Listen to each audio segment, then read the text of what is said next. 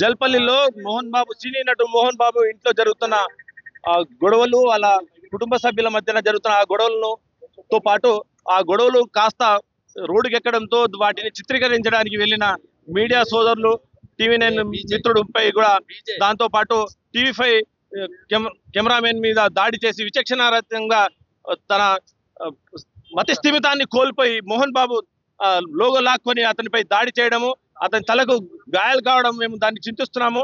ఇలాంటి ఘటనలకు పాల్పడుతున్న ఈ మోహన్ బాబు తన ఎంతో మంది ఫ్యామిలీని సెట్ చేశాను అని చెప్పుకునే మోహన్ బాబు చిత్రరంగంలో నేనున్నాను, నాకు ఎవరు ఎదురులేదు అని చెప్పుకునే అహంని ఈరోజు మీడియాపై చూపించడము సిగ్గు అని కూడా మేము మీడియా తరఫున చెప్తున్నాము. ఇదే విధంగా గత రాత్రి అతను కొట్టిన దెబ్బలకు ఒక మిత్రుడు, మా జర్నలిస్ట్ మిత్రుడు గాయాలపాలై అతను మతి స్థిమితం కోల్పోయే పరిస్థితి ఏర్పడ్డది. అతని వల్ల ఎలాంటి హాని జరిగినా కానీ అతనికి వాళ్ళ కుటుంబాన్ని కూడా అతని మోహన్ బాబుపై క్రిమినల్ చర్యలు చేపట్టి అతనికి రిమాండ్ చేయాల్సిందిగా మేము మీడియా పరంగా డిమాండ్ చేస్తున్నాము. రేపు భవిష్యత్ కాలంలో ఇదే తరాలు ఎవరైనా సరే మా మీడియా మిత్రులపై దాడి చేస్తే మా ఐక్యత అనేది మేము ఈ విధంగానే చాటి చెబుతాము. వాళ్ళపై మేము ప్రతి దాడిలో కూడా దిగడానికి కూడా సిద్ధంగా ఉన్నామని చెప్పి హెచ్చరిస్తున్నాము. ఎవరైనా సరే ఈ నియోజకవర్గ స్థాయిలో కానీ, జిల్లా స్థాయిలో కానీ, రాష్ట్ర స్థాయిలో కానీ ఎంత పెద్ద లీడర్ అయినా, ఎంత పెద్ద పేరు మోసిన మోహన్ బాబు లాంటి వ్యక్తులున్నా, ధనికులున్నా అని వాళ్ళు భయపడే వ్యక్తులం కాదు. మేము మా మీడియా స్వేచ్ఛను కాపాడుకుంటాము. మా భావ స్వేచ్ఛని ప్రభుత్వం కాపాడాలి, మాకు భద్రత కల్పించాలని చెప్పి ఈ ముఖంగా మేము వేడుకుంటున్నాము. ముందుగా జర్నలిస్టుల ఐక్యత వర్ధిల్లాలి. ఎందుకంటే ఈ మధ్య కాలంలో ప్రభుత్వాలు ఏవైనప్పటికీ కూడా ప్రభుత్వాలు జర్నలిస్టులకు మేము అనుకూలంగా ఉంటాం, జర్నలిస్టులకు అన్ని రకాల సంక్షేమ పథకాలు ఇస్తాం, జర్నలిస్టులకు సహాయ నిధులు ఇస్తాం అంటున్నారు. కానీ జర్నలిస్టులమైన దాడులను అరికట్టడానికి ఏ ప్రభుత్వం కూడా జర్నలిస్టుల భద్రత పైన కూడా చాలా రకాల మాటలు ఇస్తున్నాయి, హామీలు ఇస్తున్నాయి తప్పే ఏ ప్రభుత్వం కూడా వాటిపైన సరైన రక్షణ చట్టాలు చేయట్లేదు. జర్నలిస్టుల రక్షణ కోసం చట్టాలు తేవాల్సిన ఎంతో అవసరం ఉంది. చట్టాలను రూపొందిస్తున్నారు కానీ ఆ చట్టాలను కూడా ఎక్కడ అమలు చేయడం లేదు. ముఖ్యంగా చూస్తే సినీ యాక్టర్లు కూడా చాలా సార్లు చూసాం మనం.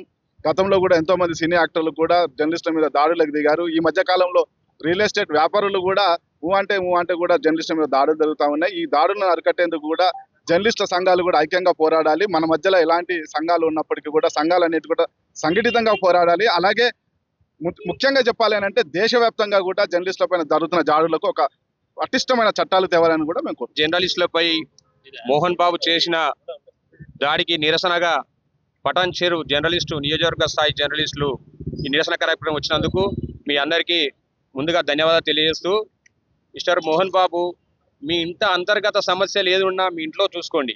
మీ ప్రెస్టేజ్ అంతా జర్నలిస్టులపై ఇతర వ్యక్త పరిస్థితి కరెక్ట్ కాదు. దీన్ని అందరు ముక్త కంఠంతో మనం ఖండిద్దాం.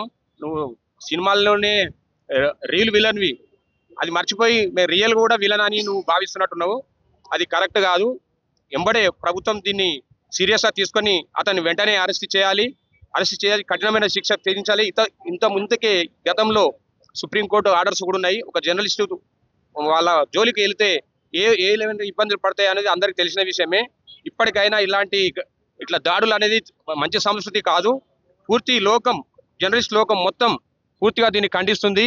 పటాన్ చెరు జర్నలిస్టుల తరఫున కూడా మేము ఖండిస్తున్నాం. మూల స్తంభమైన మీడియాపై ఓ సినీ నటుడు దాడి చేసి విలేకరులని గాయపరచడం అమానుషమైన చర్య. దీనిని పటాన్ చెరు జర్నలిస్ట్ యూనియన్ ముక్తకంఠంతో ఖండిస్తుంది. వాస్తవానికి జర్నలిస్టులు అనేవాళ్ళు ప్రపంచానికి తెలియజేయడానికి కోసం వెళ్తుంటారు. అటువంటి విధులు నిర్వహించే వాళ్ళ పైన ఒక సినీ నటుడుగా ఒక అహంకారంతో దాడి చేయడం అనే దాన్ని ఎవరు కూడా దాన్ని ముభావంగా అంటే ఎవరు దాన్ని ఉపేక్షించరు. మరిన్ని వీడియోస్ కోసం ఛానల్ ని సబ్స్క్రైబ్ చేయండి. లేటెస్ట్ అప్డేట్స్ కోసం వాట్సాప్ ఛానల్ ని ఫాలో అవ్వండి. ఆ లింక్ డిస్క్రిప్షన్ లో ఉంది.